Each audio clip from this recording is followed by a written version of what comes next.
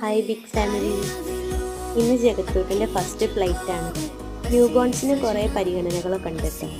പൈലറ്റും air ഹോസ്റ്റസും പോകുന്നതിൻ്റെ കൂടെ തന്നെ നമുക്കും ഫ്ലൈറ്റിനുള്ളിലേക്ക് പ്രവേശനം കിട്ടിയിട്ടുണ്ടായിരുന്നു.